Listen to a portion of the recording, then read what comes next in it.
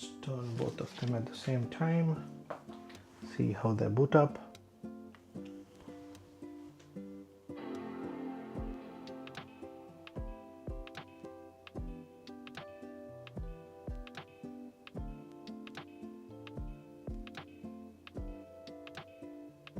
Yep, there it is, already on, whereas the Intel is still taking a lot of time. Yes, so that's the boot time, and that is running Ventura, the older version. That's what 2017 supports, but with OCLP you can obviously upgrade. But this is the latest here on the Silicon.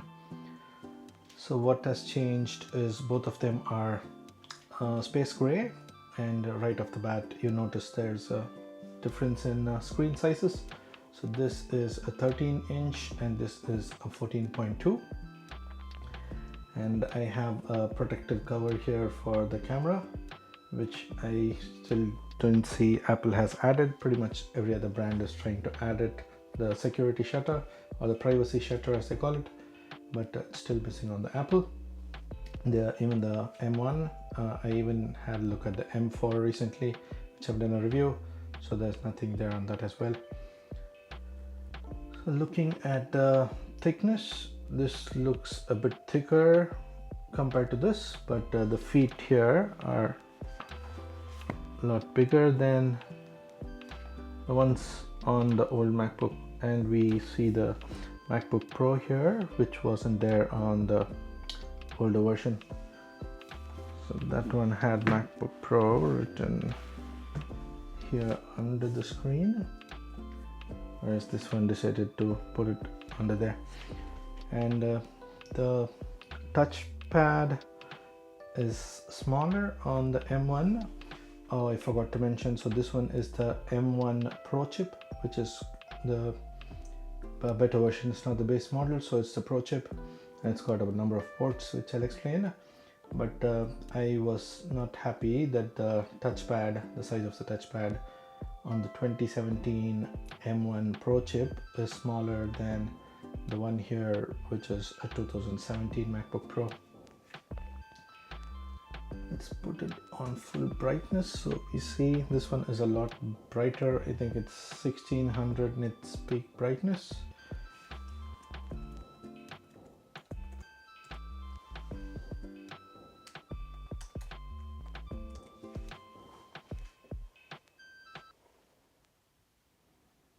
Still looks good though. The old one I wouldn't say is bad at all. It's pretty good. The 2017 came with a touch bar, and the new one doesn't have a touch bar, which is gone.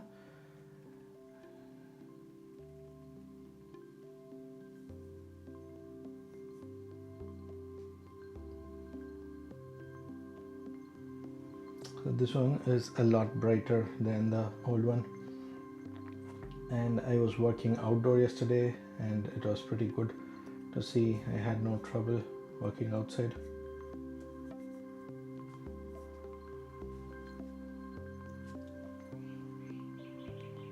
And coming to the ports, this one, which is the 2017, has 4 Thunderbolt ports, 2 on the left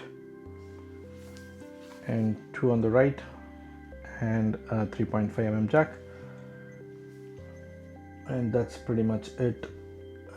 You have to use the same USB-C to charge the laptop as well, and those are all the 4 ports and a 3.5mm jack there.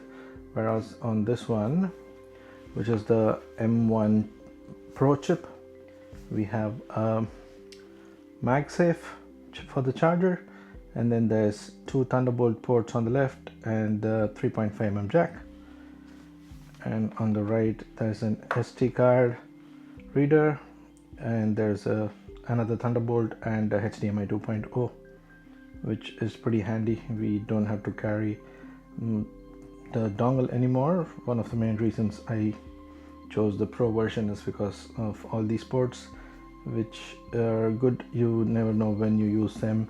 It especially is easy for me because I do a lot of presentations and stuff, so it's a lot easier if the ports are already there and I don't have to look for a USB-C adapter when I'm at the conference room, so it's easier.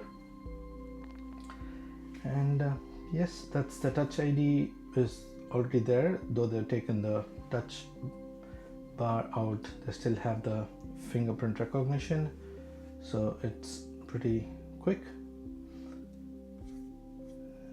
and it gives a better battery life. Even with full brightness, it lasts a very long time. I was in the car yesterday working for almost an hour with full brightness, and it only took away 20% of the battery. So easily 5 to 6 hours with full brightness, and with medium brightness it should last almost a whole day, if not more. So the problems with this and why I decided to change is there was always a fan noise on the Intel chips, but it got too high these days, and some of the software support is not there anymore for the older OS, and everything is asking for a newer one.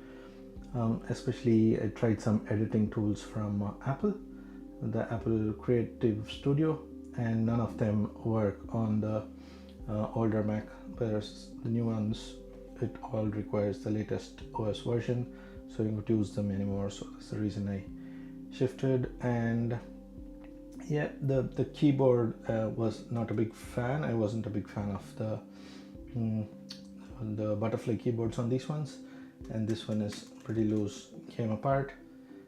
And these ones are the scissor keyboards, which are much better and much faster. The new one is much faster, all day battery life. I did some basic gaming, it works pretty well. The softwares, editing tools, it works really well. So in every possible way, if you're considering changing an Intel to a silicon chip, yeah, please go for it. And yep, the screen size is ideal. I had a 16-inch in my previous review, which was pretty heavy, and it was good for video editing when you're on the move, but when you're putting it on your lap, you feel the weight, which is probably another 500 to 600 grams more than this one. So this is ideal. A daily driver, carry them around, use them in your car, use them in office meetings, presentations, even on the desk. I connected to this big monitor, the ultra wide monitor, so I don't see a big difference. I use the monitor most of the time, it's plugged in, and when you're carrying out, it's pretty well, the brightness is pretty good. And yes, that's pretty much it. It's pretty much it's really good. The silicon chip is way better than the Intel. Literally no fan noise. I haven't heard the fan spin so far. I've been using it for almost 2 weeks now. I never heard the fan spin. The speakers are better than the old ones. The touch bar is gone, but I wasn't using a lot of the touch bar even earlier, and it was just taking away the battery life. But this one is pretty good. This is good for anyone starting from uni and going up to editing or light gaming as well. And that was a 512 GB RAM SSD, and this is a 1 TB. So that's all I'm going to need, because I'm doing a bit of video editing these days. I thought I'll go with the 1 TB, but that's pretty much it for today. If there's anything else you want me to test, please let me know, and please like, share and subscribe to the channel so I can keep making more videos for you.